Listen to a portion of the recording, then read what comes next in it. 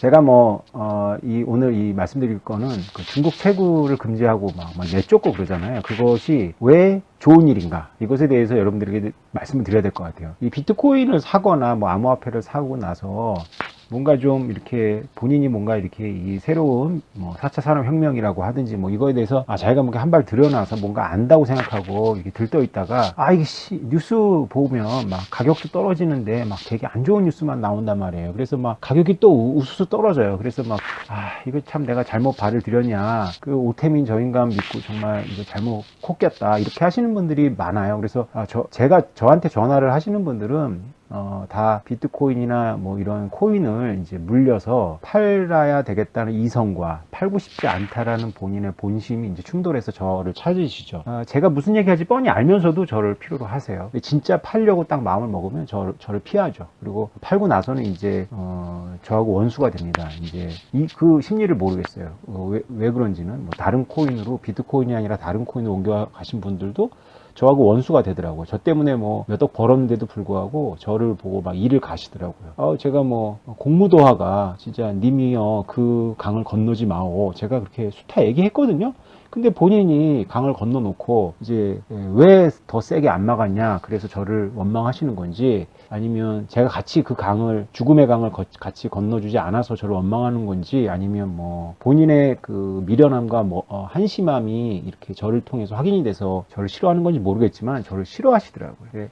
그래서 그것도 그거고, 또 중국에서 채굴 난리가 나니까 이제 원망하는 거죠. 이런 중국이 한마디 하면 이렇게 가격이 떨어지고, 앨런 머스크가 한마디 하면 가격이 떨어지고, 이런 걸 왜 이렇게 책을 쓰고 좋다고 이렇게 소개를 하고 현혹을 하냐, 이렇게 생각하시는 것 같아요. 그래서 비트코인이나 이더리움이나 이런 코인을 사셨으면 축하드리고요. 얼마에 샀든지 상관없어요. 그냥 축하드리고, 이렇게 하세요. 그냥 차트를 보지 마시고, 그 다음에 뉴스를 보지 마십시오. 근데 그게 사실 안 되는 것 같아요. 본인의 재산이 어느 정도라도 달려 있으니까 굉장히 관심을 갖고 하는데, 뉴스들은 기자들이 하잖아요. 근데 기자들이 얼마나 비트코인에 대해서 공부를 하고 하겠어요. 제가 이렇게 말씀드릴게요. 그럼 뉴스나 차트를 안 보고 계시든가, 아니면 공부를 하세요. 어느 정도 공부해야 되냐면 몇 달 하셔야 됩니다. 진짜 몇 달 할 내용이 많습니다. 여기 있는 이게 제 책들이거든요. 이거 쭉 다 읽으십시오. 기자들이 이렇게 공부한 다음에 기사를 쓰지 않거든요.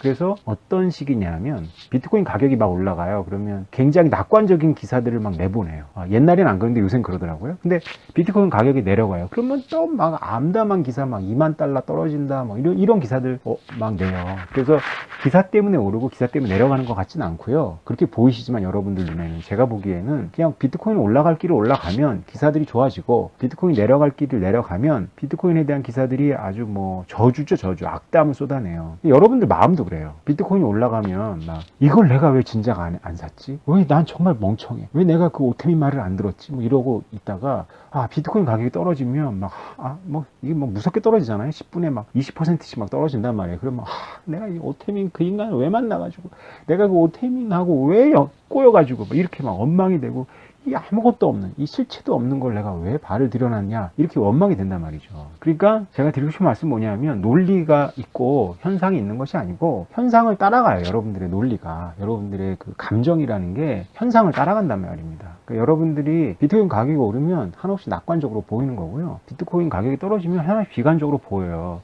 그래서 그냥 기분이 업 앤 다운 되는 거면 우황청심환을 먹든지 우울증 약을 먹든지 하면 되는데, 이게 선택을 한단 말이죠. 어제 같은 경우에 3만 달러가 밤에 떨어졌어요. 저를 막 찾는 카톡이 오고 막 그러더라고요.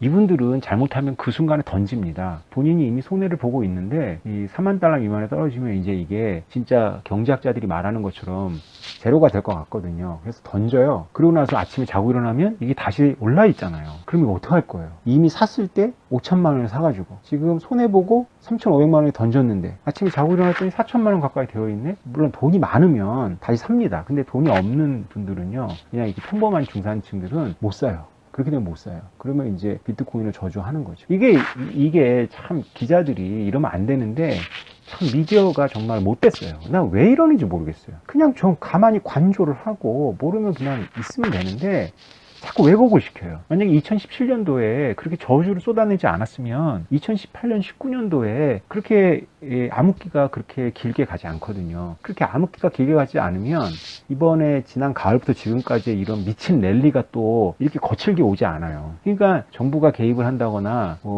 지식인들이 자꾸 훈수를 둔다거나 미디어에서 이렇게 자꾸 그 브레이크를 거는 게 그 의도는 선할 수 있지만 워낙에 무식한 출발이 무식했기 때문에 이게 자꾸 왜곡을 해요. 그래서 막 거칠어요, 이 곡선이. 근데 이것은 제가 뭐 이런 영상을 찍고 그분들 설득한다고 될 일이 아니에요. 이건 앞으로도 계속 이렇습니다. 그러니까 여러분들이 뭐 이런 각오를 하셔야 돼요. 자, 중국이 채굴을 금지하는 거는 저 같은 비트코이너들은 오매불망 바라던 바입니다. 오매불망 바라던 바를 중국이 안 해줄 줄 알았는데 중국이 해줬어요. 얼마나 기쁜 일이에요. 정말 좋은 일이 아닙니까?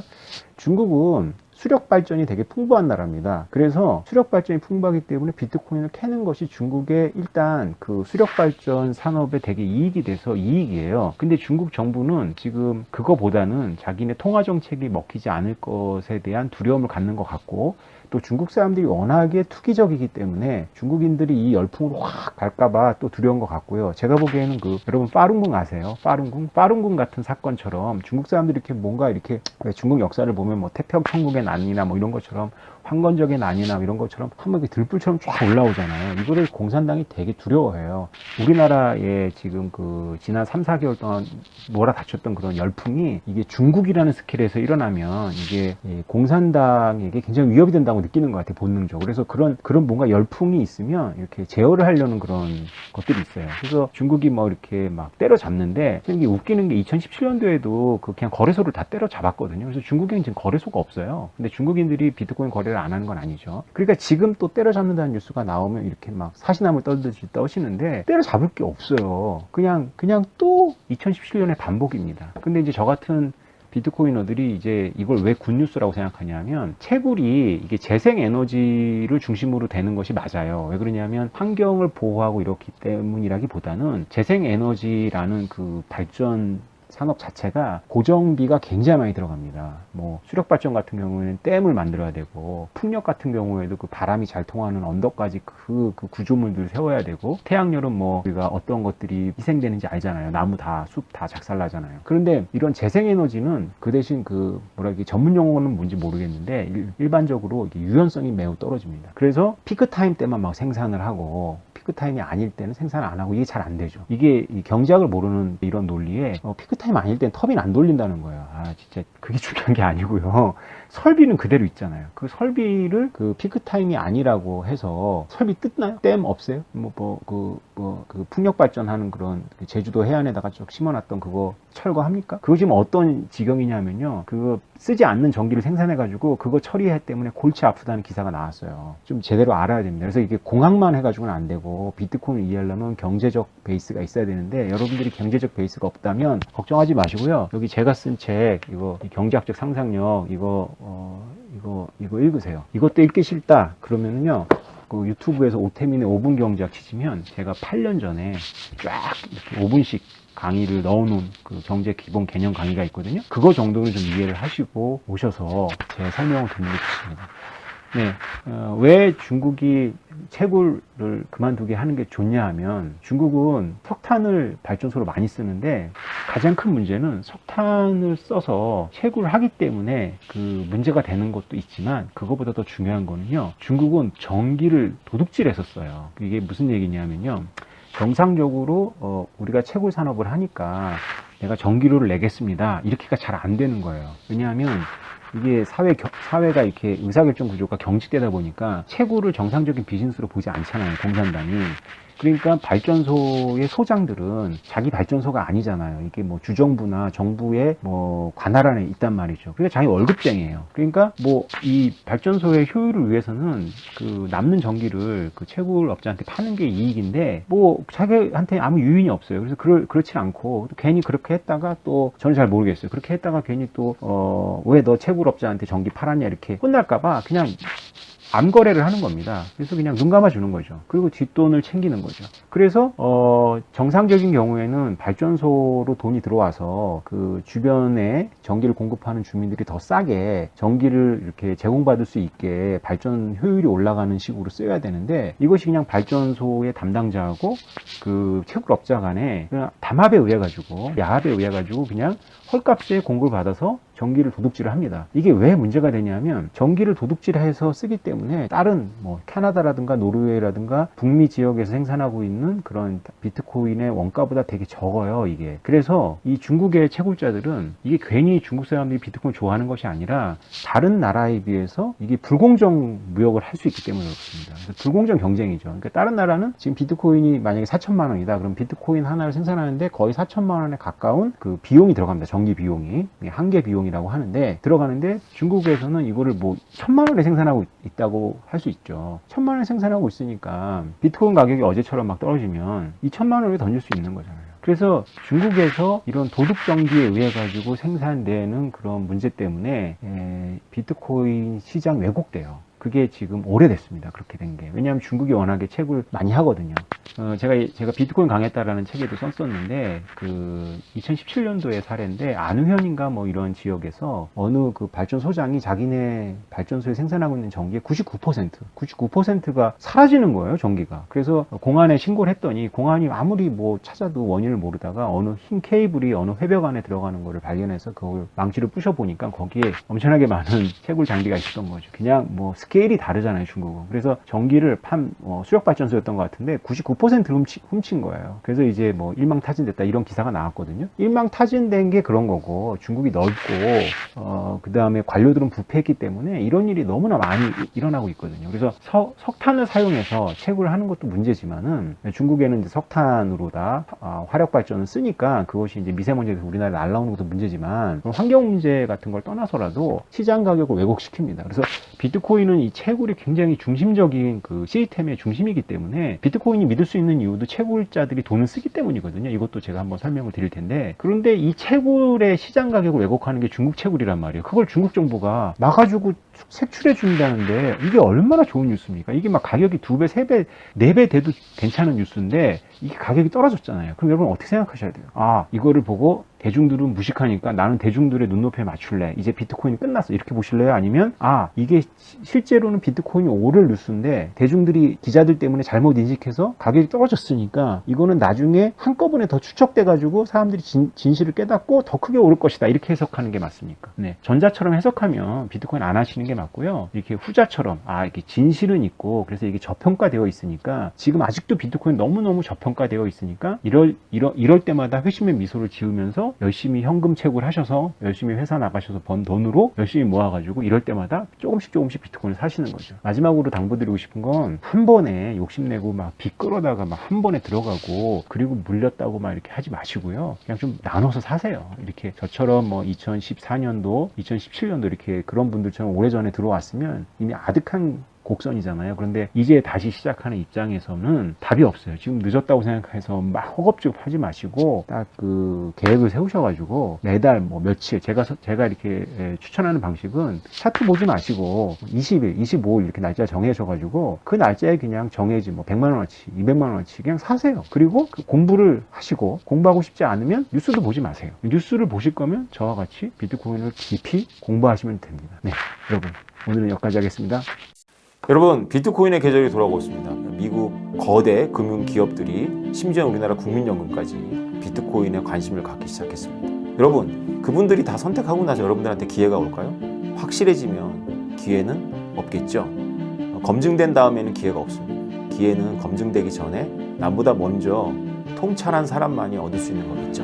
만약에 비트코인을 3년이나 5년 이상 지킬 수만 있다면 적어도 2배, 많게는 10배 이상의 수익을 기대할 수 있는데요. 남보다 먼저 통찰하려면 여러분들 공부가 필요합니다.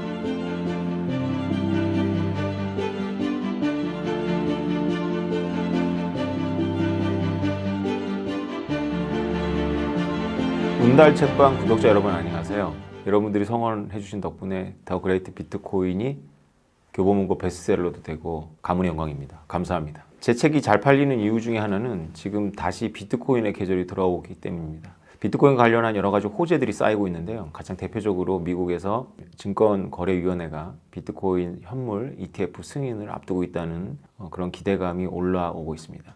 그것과 또 별개로 내년 4월에 비트코인 채굴 반감기가 예정되어 있습니다. 그래서 이 두 가지 물결이 하나로 만났을 때 우리가 생각하는 것 이상의, 여러분들이 상상하는 것 이상의 상승폭이 가능하다고 볼 수 있습니다. 이럴 때일수록 여러분들께서 비트코인을 과연 공부해야 될까? 이런 생각이 드실 겁니다. 그냥 주변에 사람들이 투자하니까 따라서 투자하든가 아니면 또 몇십 배씩 오르는 알트코인을 또 선택할 수도 있는데요. 우리가 비트코인에 대해서는 원리를 알고 공부를 하고 투자를 하면서 병행하는 것이 매우 중요합니다. 비트코인에 대해서 제가 얘기를 해보면 많은 분들이 실제로 비트코인을 조금씩 샀더라도 오랫동안 지키지는 못합니다. 왜냐하면 비트코인은 아직도 많은 공격을 받고 있기 때문에 비트코인 가격이 올라가면 올라갈수록 비트코인을 싫어하거나 비트코인을 부정하는 주류 엘리트들의 공격은 이어집니다. 이럴 때 만약에 비트코인에 대한 공부가 체계적으로 되어 있지 않으면 놀라게 되죠. 놀라면 안 좋은 선택을 하게 됩니다. 본능에 따라서 비트코인을 던지기 때문이죠.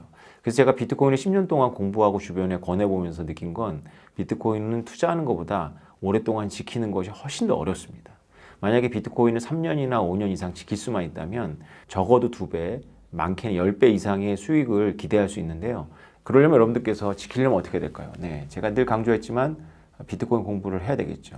오랫동안 지키고 여러분들이 꼭 수익을 볼 수 있도록 하기 위해서 비트코인 필승 투자 스터디를 드디어 론칭했습니다. 비트코인의 시기가 다시 돌아오면 우리가 촉박해집니다. 사실 공부할 마음이 생기지 않죠. 원래 비트코인 공부는 침체기 때 하는 것이 맞는데요.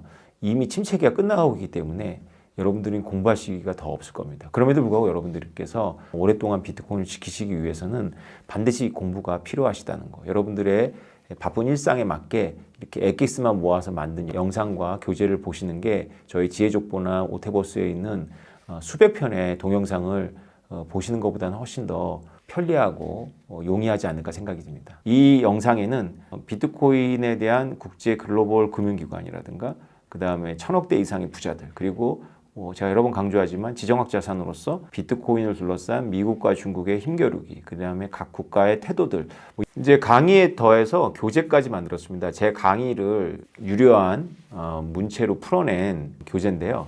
여러분들께서 강의를 보시는 것도 좋지만 우리가 책으로 되어 있으면 앞뒤를 넘어가면서 보기가 쉽거든요. 여러 가지 시청각 자료들도 교재 안에 들어가 있기 때문에 여러분들이 중요한 것은 메모하시면서 기억할 것은 체크하시고 나중에 또 보시고 반복해서 학습하기에 교재만큼 좋은 건 없죠.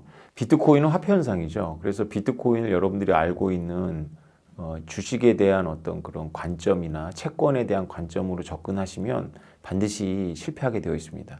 비트코인을 이해하시려면 여러분들이 국제관계를 이해하셔야 되고 이해하시려면 역사도 좀 아셔야 됩니다. 역사를 알아야 지금 현재 진행되는 일과 앞으로 나아갈 일을 알 수 있게 되겠죠. 이제 우리가 다 기다리던 비트코인의 계절이 돌아오고 있습니다.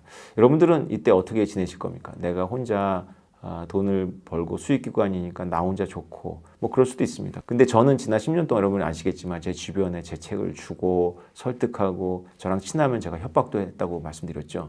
너 이거 비트코인 안 사면 나랑 영 끊는가 뭐 이런 식으로 했는데 그것은 뭐 제 진심이죠. 왜냐하면 너무나 중요한 거고 나중에 저 혼자 부자가 되면 그들이 얼마나 질투를 하겠습니까? 뭐 요트 혼자 타면 재밌습니까? 같이 타야 재밌지.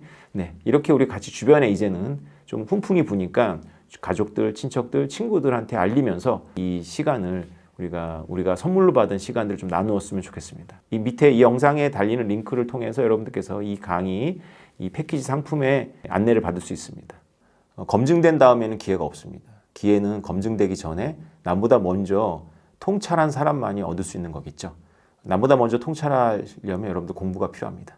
다 같이 비트코인 필승 투자 스터디에서 뵙겠습니다. 감사합니다.